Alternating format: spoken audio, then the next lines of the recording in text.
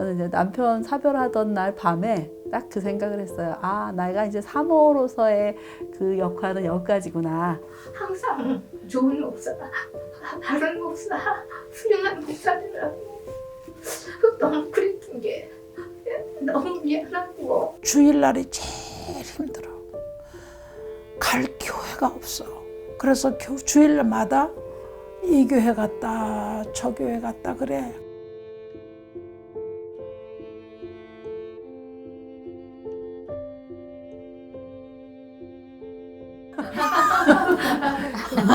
아, 예쁜 카드를 주셨네. 이 카드는 뭐 하는 거예요? 열어보세요. 와. 자, 그러면 내가 한번 얘기를 시작해 볼까요? 사모님은 목사님의 언제쯤 돌아가셨어요? 아, 저희는 2014년 5월 8일 날 어버이날 그래가지고 잊어버리지도 않고 그냥 어버이날 좀 그렇다. 와. 나름 괜찮습니다. 같은 날 같이 해서 올해 5월 되면 6년 돼요 벌써. 엊그저께 온 것 같은데 예자외. 맞아. 사모님 몇 년 되셨나요? 2010년 10월 24일이에요. 10년. 네, 그러니까 이제 10년째 되고 있죠. 10년이 다 돼간다고? 네. 아, 그래도 나보다 낫다. 그렇죠. 그러면 그때 사모님 연세가 얼마야? 제가 그때 53이었어요. 아, 그랬구나. 네. 사모님은. 저는 지금이 53이에요. 그러니까 40대에 혼자 네. 되신 거예요. 네. 나도 사실은 우리 목사님이 한갑도 못 사셨거든. 그렇죠. 저희 목사님 54이셨어요. 할 때. 그러니까 나는 이게 참 마음이 아파요. 이렇게 젊은 사람들은 왜 먼저 가냐고. 아이고 정말 속상해 정말. 네. 하나님은 그냥 계산도 못 하시는 거야. 근데 그때 저희 목사님 돌아가셨을 때 그 어떤 목사님이 그 장례 예배 때 하신 말씀이 이렇게 하늘나라에 이런 분들이 필요해서 하나님께서 먼저 데려가셨다고 그렇게 얘기하셔서 그냥 그래 하나님 나라에서 우리 목사님 같은 분들이 많이 필요하신가 보다 그런 생각을 해가지고 조금 위로가 됐어요. 근데 뭐 육신적으로 생각하면 솔직히 너무 마음이 아프지. 그렇죠. 그리고 나는 나만 그런가 몰라. 다른 사모님들도 그렇겠지만 목사님 돌아가신 다음에 나도 모르게 내 가슴에 이 어깨서부터 이게 쫙 얼음판이 하나 생겼어요. 이 심장을 거쳐서 이렇게 쫙 얼음판이 생겼다고. 그래가지고 서늘해 항상. 목사님 가신 이후에 서늘해. 나는 내가 그렇게 믿음이 없는지 몰랐어요. 그랬는데 와,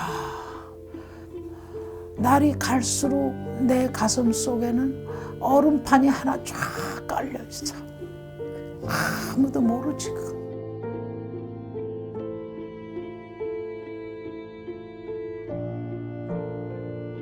남편 목사님은 간암으로 돌아가셨는데 간암 판정이 나고 2년 후에 이제 하늘나라로 갔어요. 그때가 아침 8시인데요.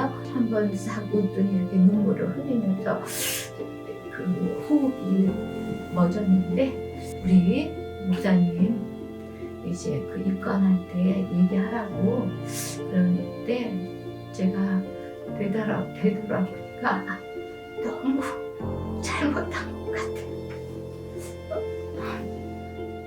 저는 정말 좋은 목사가 되라고만 늘 강조했지 그 아내로서 남편을 이렇게 많이 따뜻하게 이렇게 감싸주지 못하고 그 힘을 주지 못하고 항상 좋은 목사, 바른 목사, 훌륭한 목사님이라고 너무 그랬던 게 너무 미안하고 그래서 제가 우리 남편한테 미안하다고. 그리고 저희 남편은 저와는 달리 굉장히 다정다감한 사람이어서 저를 많이 존중해주고 아껴주고 그랬어요. 그래서 너무 고마웠다고, 나를 너무 많이 사랑해줘서 고마웠다고, 고맙다고 그렇게 제가 얘기했어요. 네.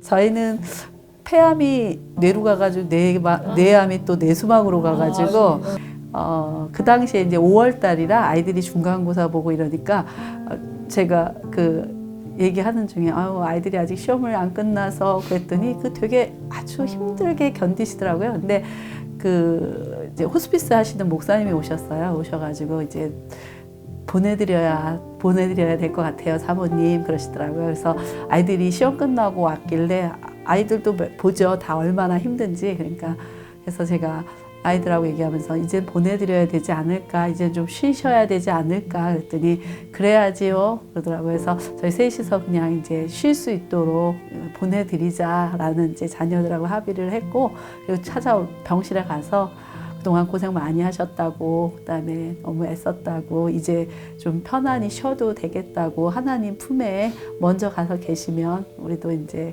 다 우리의 일을 하고 가겠다. 그리고 제가 아이들이 있으니까 아이들 결혼 잘 시키고 공부 잘 시키고 시어머니 시아버님도 내가 잘 돌볼 테니까 걱정하지 말라고 이제 얘기하고, 아이들도 이제 아빠한테 고맙다고 인사하고 잘하겠다고, 그리고 걱정하지 마시라고 얘기하고, 그리고 나서 그 되게 힘들던 숨이 굉장히 차분하게 막 굉장히 거친 호흡이 차분해지더라고요. 그래서 이틀 있다가 임종을 했거든요. 많이 힘든 일들이고 많이 힘든 상황이었는데 그게 그렇다고 해서 슬프지 않은 건 아니었지만 편안하게 쉴 수 있다는 거에 대해서 좀 위로를 저희들도 받았던 것 같아요.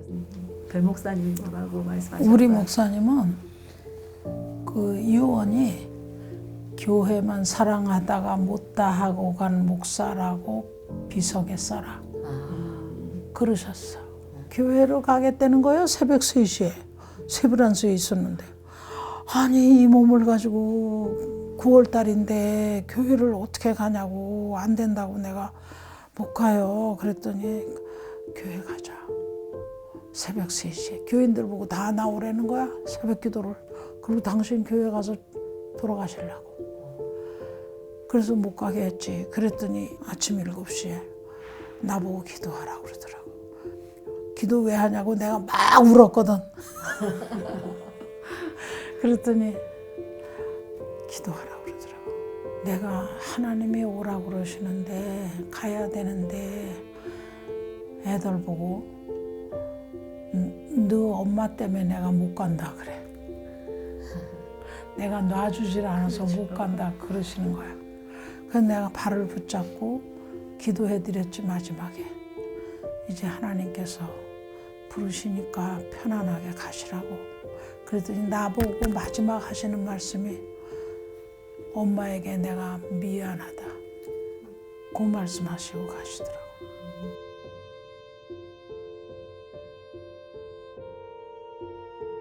기량 사모님은 어떻게 지냈어요? 목사님 가시고 나서.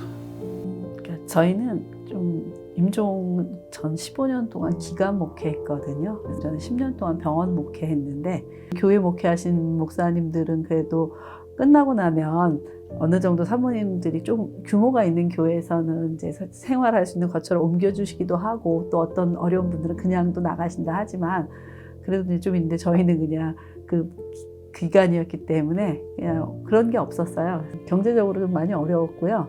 저는 이제 남편 사별하던 날 밤에 딱 그 생각을 했어요. 내가 이제 산모로서의 그 역할은 여기까지구나. 이제부터는 나는 애들의 엄마다. 저희 딸 중3 때 남편이 이제 소천했으니까 그 중3 딸 때문에 내가 난 이제부터 엄마다. 이런 마음으로 열심히 살았던 것 같아요. 가신 다음에 애들 앞에는 엄마가 강해야 되잖아. 그래서 애들한테는 절대 우는 척을 안 해. 할 수 있어. 아빠는 사명을 다하고 가셨어. 멋진 아빠다. 그렇게 말해. 교인들한테도 또 의연해야 되잖아. 나는 너무 멀쩡한 거야. 그런데 나 혼자 속으로 너무 울었어. 정말 중요한 건 뭐냐면 목사님 가시고 나니까 교회가 없어지는 거야. 응? 그리고 교인들이 목사님 장례 치르고 나면 다 떠나. 교인들이 목사님 계실 때는 사모님 그러는데 새로운 목사님이 오시면 전부 그쪽으로 돌아서서 등을 돌려. 그러니까 너무 마음이 아프더라고. 목사님 돌아가신 이후에 집 내놔야 되죠. 자리 내놔야 되죠. 교회를 떠나야 된다고 하는 것은 목사님 돌아가신 거 못지않게 사모에게 큰 힘든 고난이라고 난 생각해. 사모님은 어땠어요? 사모나 목사는 거의 교회를 위해서 존재하는 사람들이잖아요. 그래서 그 삶의 이런 네트워크나 이런 것도 다 교인들하고의 상관이에요. 그래서 친척보다도 또 친구보다도 더 가깝게 지내는 분들은 사실 성도님들이거든요. 그런데 목사님 돌아가시고 나면 교회를 나와야 되잖아요. 가정의 부재로 인한 기댈 그 곳이 없는 그러한 마음들, 그리고 이제 또 교회 그 성도님들과의 그 단절로 인해서 누구하고 얘기할 수도 없고 뭐 만나서 어디 한번 갈 수도 없고 그런 어려움이 초기에 있었어요. 누구나 다 마찬가지지만은 혼자 됐을 때의 어려움은 있지만 목숨같이 지키던 교회, 섬기던 성도들을 다 떠나보낸다고 하는 그 아픔은 당해보지 않은 사람 모르는 것 같아. 정말 힘들어. 주일날이 제일 힘들어. 갈 교회가 없어. 그래서 주일마다 이 교회 갔다 저 교회 갔다 그래. 근데 아는 교회는 가면 안 되잖아. 누가 왔다 그럴까 봐 빨리 모르는 사람들이 있는 교회, 교인 많은 데 가서 뒷공문에 앉아있다 와. 우리 목사님 돌아가시고 새 목사님 오셨어요. 그 새 목사님께서 저보고 그 교회 계속 계시라고 그렇게 말씀하시더라고요. 그래서 제가 마음으로 참 고마웠지요. 제가 있는다는 게 그 새 목사님한테 어떤 면에 걸림돌일 텐데, 그래서 제가 고맙지만 확실히 걸림돌이 될 것 같아요. 그리고 우리 성도님들이 굉장히 어려우실 것 같아요. 예전에 몇 년간이나 담임 목사 사모로서 그렇게 친밀하게 지내다가 새로운 그 사모님이 오셨는데 그분하고 또 친해져야지. 그 성도님들이 가운데서 얼마나 곤란하시겠어요.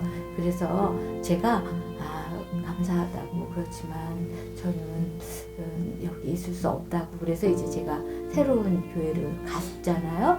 교회를 정해서 갔는데 제가 목사님 계실 때는 그 새가족부를 이렇게 이끌었어요. 그래서 새가족이 오면 교회 잘 정착하시도록 도왔는데, 제가 이제 그 교회를 가니까 새가족이 되어서 새가족 왔다고 일어나라고 이렇게 하고 그 영상으로 제 얼굴이 비치는데 제가 너무너무 눈물이 나고